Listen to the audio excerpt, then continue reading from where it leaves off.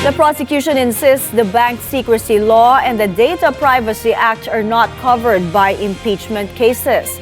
May live report si Isaiah Mirafuentes ng Abante mula sa Batasang Pambansa. Isaiah, go ahead. May katatapos nga lang ng isinagawang press conference ng ilang miyembro ng House Prosecution Team.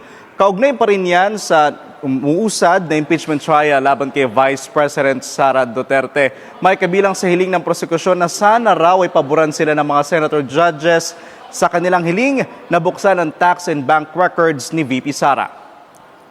Kung wala naman daw tinatago, dapat hindi na matakot. Ito ang pasaring ng prosekusyon sa depensa.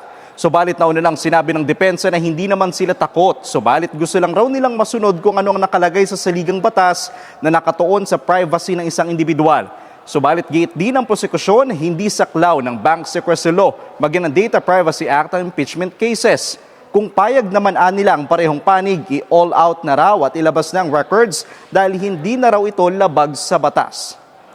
Mainaasahan nga na sa Lunes na magpapatuloy ang talakayan ng mga senator judges. Patungkol pa rin yan sa pagbubukas nga ng mga records ng BICE. At posible rin na sa araw na yan magkaroon na ng pinal na desisyon ng ating mga senator judges. Samantala sa Tuesday, inaasahan ng ipipresenta ng House Prosecution Team ang kanilang huling testigo para sa Article 4, which is yung sa grave threats. At ang inaasahan nga nating ipipresenta nila ay si Attorney Melvin Matibag na NBI Director, at ayon sa prosekusyon na malaki raw ang tsansang sumipot si Matibag. Isaiah, ano ang reaksyon ng prosecution na pwede ring hindi pa sila magdesisyon sa Monday? Pwede ring iset aside muna ng mga senator judges itong issue ng ipapasabina ang mga tax records and financial documents, up to the time na matatakal na yung unexplained wealth na kaso. May ang sinasabi ng mga miyembro ng prosekusyon, yan ay wala silang tutol. Kung hindi man yan mapinal pa, wala pang final decision, kaugnay nga dyan sa hiling nilang mabuksan yung mga bank and tax records ni VP Sara.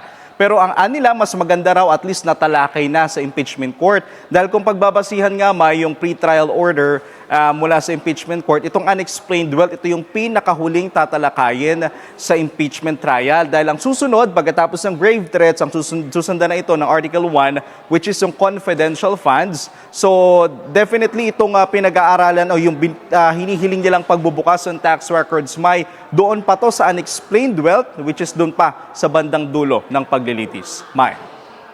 Maraming salamat, Isaiah Mirafuentes ng Abante Live mula sa Batasang Pambansa.